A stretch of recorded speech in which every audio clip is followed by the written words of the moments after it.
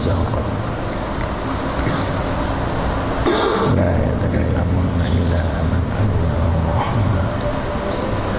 السلام عليكم ورحمة الله وبركاته.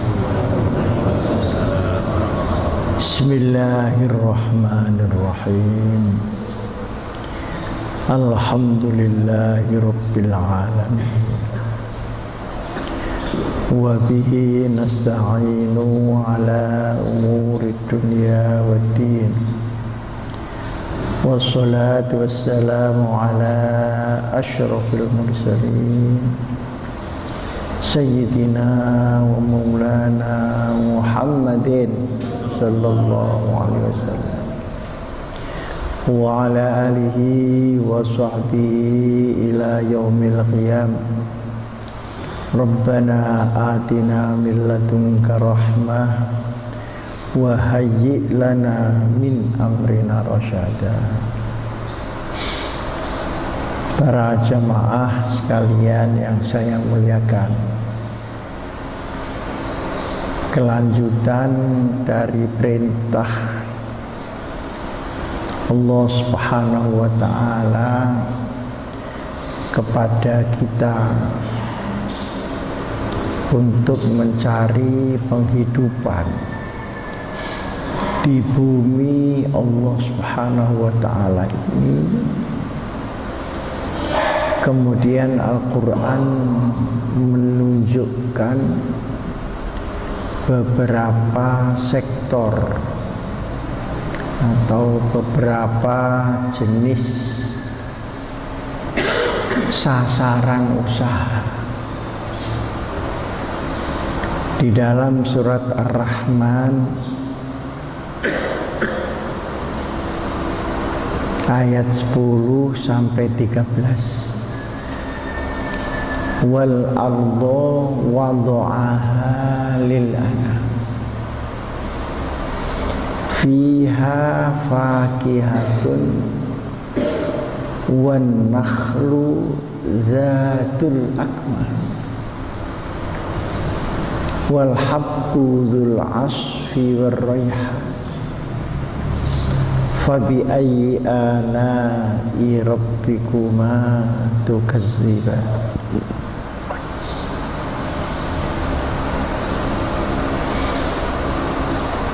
Bumi ini dibentangkan oleh Allah untuk makhluknya yang namanya manusia, al-anam.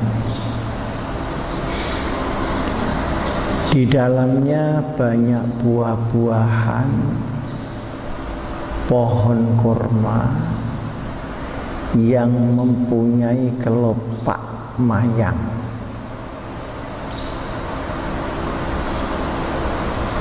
Biji-bijian yang berkulit dan bunga-bunga yang harum baunya. Maka nikmat Tuhanmu yang manakah yang kau dustakan?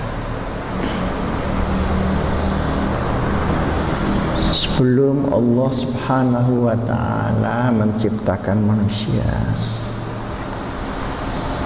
tanah dan tumbuh-tumbuhan diciptakan terlebih dahulu.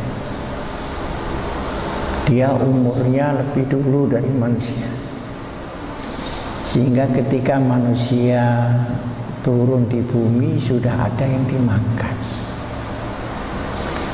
Ditunjukkan yang pertama adalah perkebunan atau tanam-tanaman, karena itu yang kelihatan mata. Di situ ada buah-buahan, ada korma,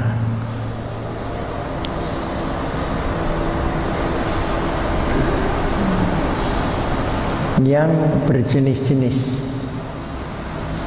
Artinya tanamlah tanaman itu. Begitu maksudnya.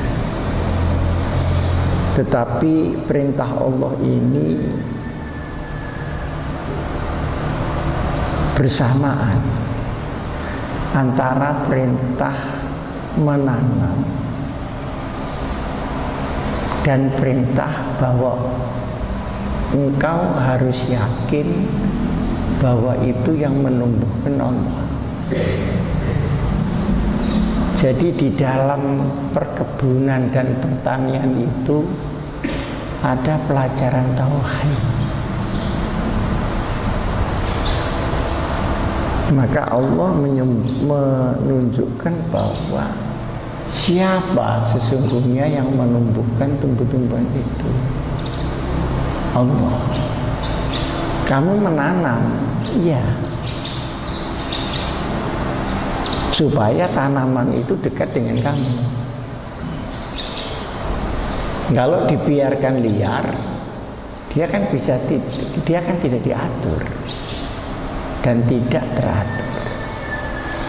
Maka ada perintah, kau tanamlah kurma, tanamlah buah-buahan.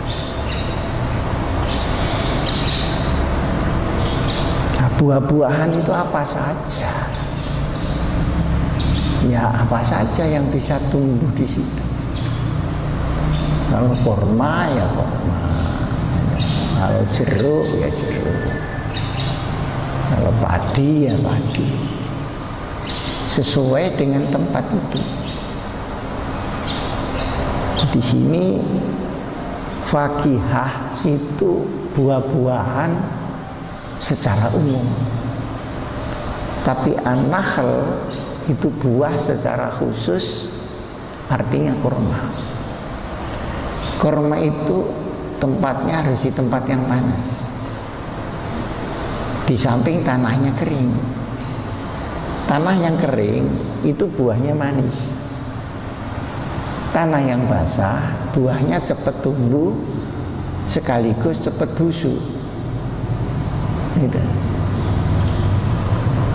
Oleh karenanya kurma itu tahan lama dan manis. Nah, kurma memerlukan udara dan angin yang panas untuk membuka kelopaknya itu. Yang zatul akmam, akmam itu manggarnya itu, yang tempat kurmanya itu baru bisa terbuka kalau kena angin samum namanya. Angin yang panas sehingga dia mereka. Oleh karenanya kalau kurma ditanam di Al-Hikam bisa tumbuh, tapi susah berbuahnya. Kalau berbuah ya macet sampai pentil saja, karena dia tidak bisa membuka. Dan ini tidak bisa diganti dengan kompor supaya panas itu, malah terbakar. Karena yang dimaksud panas ini panas matahari. Jadi kurma itu dibawa ke sini bisa tumbuh tapi tidak berbuah. Sama dengan kita menanam padi sama bayam di Saudi Arabia. Itu belum dipupuk sudah mati duluan karena kepanasan. Jadi yang cocok di sini belum tentu cocok di sana. Sehingga di sini diperlukan tijarah, diperlukan perdagangan, diperlukan ekspor impor sebagai akibat dari barang tanaman yang di satu tempat itu bisa, di tempat lain tidak bisa. Maka hubungannya antar bangsa harus ta'aruf. Itu antar bangsa ini harus saling bergaul, tidak boleh saling memusuhi. Nah, dengan demikian maka seluruhnya perintah Allah itu sebenarnya jadi satu. Waktu kita menanam, sekaligus kita diingatkan bahwa itu milik Allah loh. Kamu cuma memindahkan, menanam, menancapkan. Yang mengembangkan ini Allah Subhanahu wa ta'ala. Nah, kalau kita bertani kan tidak bisa mikir begitu. Dikiranya kalau nanam padi ya hubungannya tidak ngaji, tidak ada. Kalau ngaji seakan-akan hubungannya dengan bertani tidak ada, padahal itu satu. Kalau kamu bertani, ya kamu mengaji supaya lihat betapa Allah membuat itu semua. Maka sambil bekerja, sambil mencari rezeki, sambil mengamalkan tauhid di dalam hati kita pada setiap pekerjaan kita. Itulah yang dinamakan zikir secara umum. Yang secara khusus itu subhanallah, subhanallah. Tapi ketika kita melihat sesuatu kemudian terpetik kekuasaan Allah di situ, ya itu zikir dengan pikiran kita, tidak hanya dengan lisan kita. Begitu caranya. Jadi satu hidup penuh itu bisa zikir terus, bisa, kecuali tidur. Kalau tidur zikir itu tidak payu zikir. Nah, itu bagian dari mimpinya dia. Tapi kita bisa zikir di kebun, bisa zikir di mana. Bukan berarti sambil mencangkul ini, tidak mesti begitu. Itu nanti kisah kakinya yang kena karena mikir double. Tapi ketika mencangkul, sadar tidak kamu, yang kamu cangkul itu milik siapa? Maka kamu menanam itu, kamu sadar tidak? Biji yang kamu tanam itu kamu yang buat apa tidak? Nah setelah kamu tanam, air yang kamu alirkan itu milik siapa? Nah kemudian kalau ini tumbuh, apa kamu yang ngodet-ngodet begini sampai jadi beringin? Enggak lah. Nah kesadaran itu adalah gabungan. Ini yang dimaksud bahwa Islam itu satu dengan kehidupan. Wal hubbu wal asfu war raihan, dan biji-bijian yang berkulit dan bunga-bunga yang harum baunya. Tapi yang tidak harum juga ada, bunga bangkai. Kalau disebut ada bunga-bunga yang harum, artinya ada yang tidak harum. Nah, gitu kan.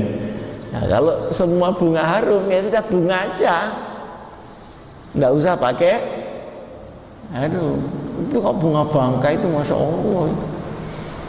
Kalau pas menjelang maghrib itu bisa pingsan kita karena baunya yang nyengat.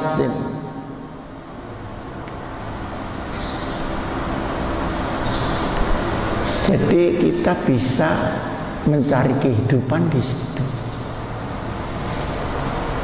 Di daerah-daerah yang penuh bunga-bunga. Saya ini kan rumah saya Malang. Di sebelah barat Malang antara 20 kilo itu ada namanya Kota Batu. Itu tumbuh bunga-bunga 1000 macam bunga. Nah, padahal di Belanda itu ada bunga tulip itu saja. Yang lain tidak ada, ya bunganya tulip itu. Terus dibikin kotak ini. Wah, sudah jadi perhatian orang sedunia. Ini bunga tulip. Padahal di Batu Malang itu bunga ribuan jenisnya.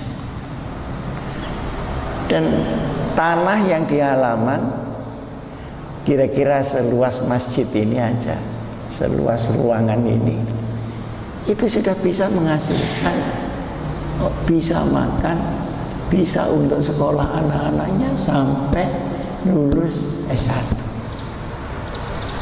Artinya apa? Akal kita yang tidak kreatif. Yang disediakan oleh Allah sudah cukup, secukup.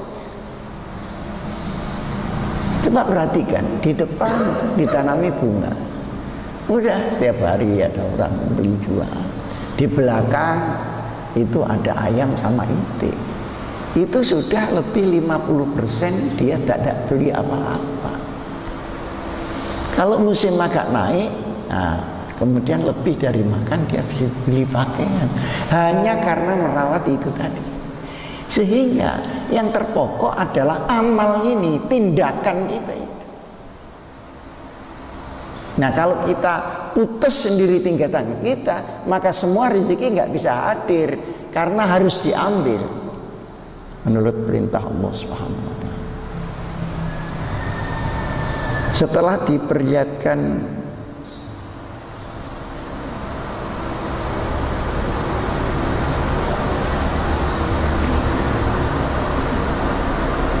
daratan, maka diperlihatkan juga lautan yang bisa untuk makan. Walaqad karramna bani Adam wa hamalnahum fil barri wal bahri wa razaqnahum minat thayyibat wa faddalnahum ala katsirin mimman khalaqna tafdila. Telah aku muliakan kamu semua, wahai Bani Adam. Makhluk yang mulia itu ya kita. Kalau kemudian jadi rendah, itu kita sendiri yang merendahkan diri kita karena kelakuan kita. Tapi aslinya kita ini mulia.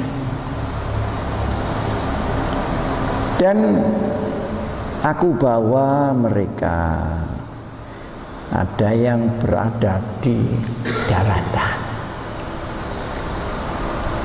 ada yang berada di lautan, artinya di tepi laut, supaya makannya mengambil dari laut. Dan laut itu nggak usah nanam, ngambil aja. Bedanya di situ. Kalau daratan harus nanam, kemudian nunggu. Nah, kalau lautan ngambil aja, tidak akan habis. Yang namanya ikan laut itu tidak akan habis. Belum habis sudah manak lagi. Tidak ada pengumuman misalnya dari pemerintah bahwa lautan hari ini habis. Itu yang habis itu di pom bensin habis. Ada premium habis. Kalau di lautan tidak ada. Ikan teri sedang habis, itu tidak ada. Jadi selalu ada. Tinggal ambil aja, ambil. Nah, cuma ngambil itu yang sulit karena tempatnya harus 5 kilo dari pantai. Kesananya orang tidak bisa beli solar. Nah, sehingga antara kelautan dengan produksi ini juga bersambung. Kalau bapak-bapak pergi ke Sulawesi, itu ada kota namanya Bitung. Bitung itu di Sulawesi ya sebelah timur. Itu ada ikan namanya ikan cakalang. Masya Allah, Tuhan memberi rezeki itu. Ikan itu tidak usah dijaring, Pak. Ini apa? Perahu ini jalan, itu sudah dikawal oleh cakalang itu. Jadi tinggal nyendoi gini. Dan ikannya itu besar-besar, tidak cilik-cilik itu. Segini-segini. Loh, kok bisa rakyat Indonesia itu kurang gizi? Kurus gitu. Kita nek kurang mangane karo kerupuk. Nah, kerupuk itu hanya meriahnya saja kerupuk. Jadi kan tidak ada apa istilahnya gizi atau apa di kerupuk itu, tapi seneng karena meriah itu apa bunyi krop. Apalagi kalau santrinya makan kerupuk bareng, wah, itu seperti marhabanan begitu. Kerupuk aja, padahal itu dia ngambil, kenapa tidak? Tapi karena manusia banyak, perlu koordinasi oleh negara. Di sini masalahnya. Jadi cobalah, sebenarnya kurang apa Allah memberikan kepada kita. Fabi ayyi ala'i rabbikuma tukadziban. Mau apa lagi kamu mendustakan Allah?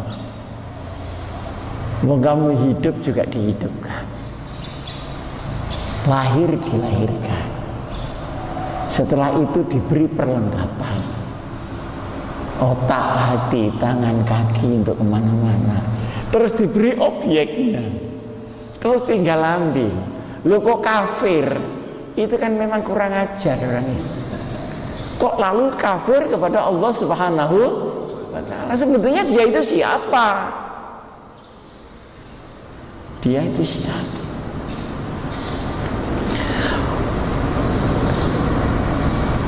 Wa razaqnahum minat thayyibat, dan kami beri rezeki dari hal-hal yang baik. Berarti rezeki yang tidak baik ada barang yang kalau dimakan mematikan. Misalnya benda-benda beracun. Nah, oleh karenanya disebut yang baik, itu berarti ada yang buruk. Gitu. Atau mungkin baik itu tidak karena barangnya, tapi karena proses mencarinya. Wa faddalnahum ala katsirin mimma khalaqna tafdila. Dan aku Allah memberi kelebihan kepada kamu semua, wahai manusia, dibanding dengan banyak makhluk yang aku ciptakan. Orang ganteng itu kan cuma manusia, masa ada monyet ganteng? Kan ada.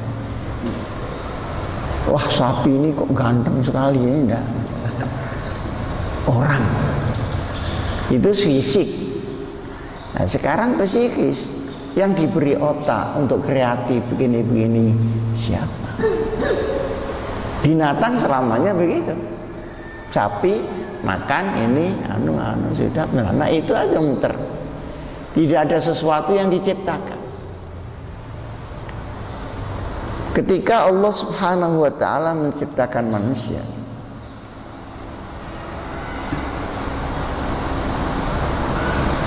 malaikat bertanya, wa qala lil malaikat inni ja'ilun fil ardi khalifah ataj'alu fiha may yufsidu fiha wa yasfiku dima wa nahnu nusabbihu bihamdika wa nuqaddisu lak. Qala inni a'lamu ma la ta'lam. Ketika Allah memberitahukan kepada malaikat, saya membuat makhluk untuk pengisi bumi yang namanya manusia. Malaikat itu tanya setengah protes, kok manusia yang disuruh nunggui bumi, mengelola bumi? Apakah Allah akan menciptakan makhluk yang suka berkelahi, yang suka menumpahkan darah, sementara kami malaikat selalu mensucikan Allah?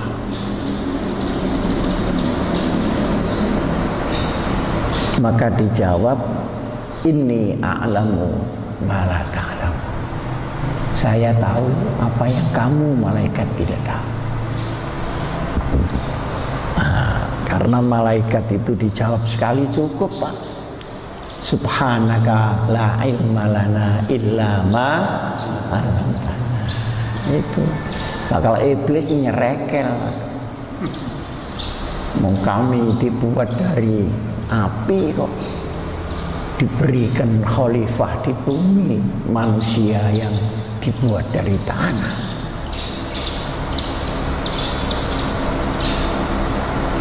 Jadi manusia itu di Quran ada dua macam. Ada yang disebut dibuat dari tanah, itu manusia yang pertama. Yang kedua dibuat dari air, nah, itu yang sudah generasi selanjutnya. Bukan berarti wah ini kok pindah-pindah aja Quran itu, katanya tanah, katanya air, kan gitu. Ini orang yang goblok. Yang pertama itu ketika pertama. Kemudian setelah itu tidak lagi jadi dari tanah, sudah dari nutfah yang diproses dari sperma dan telur manusia. Alladzi ja'ala lakumul arda firasyan was samaa'a binaa wa anzalna minas samaa'i ma'an fa akhraja bihi minas samarati rizqan lakum fala taj'alu lillahi andadan wa antum ta'lamun.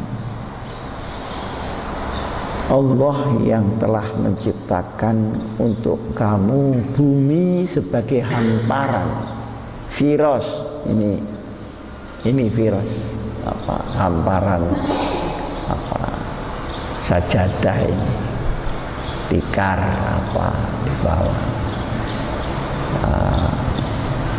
ini firos.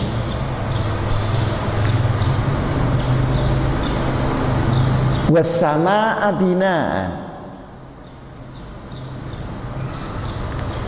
dan langit sebagai atap. Ini terjemahnya atap. Kalau menurut saya yang bagus binaan itu maknanya bukan atap, tapi bangunan. Jadi posisi langit itu tidak hanya atap, karena di sana terdiri daripada jutaan, miliaran atau triliunan benda-benda langit, yang satu saja kadang-kadang besarnya itu ribuan kali lebih besar daripada bumi. Seperti matahari itu besarnya 350 kali bumi, 350 kali. Nah itu kalau terus perjalanannya ini kacau nyenggol, Pak, ya sama dengan itu bajai kesenggol kereta api, Pak. Innalillahi wa inna ilaihi raji'un. Jadi misal tabrakan sudah habis sudah. Yang kita bayangkan bumi ini begitu luasnya, dan di langit itu merupakan cakrawala yang kita tidak tahu di mana batas. Seperti kita paling ke bulan, itu deket aja sini-situ. Mars masih belum di luar matahari, masih di dalam keluarga matahari itu.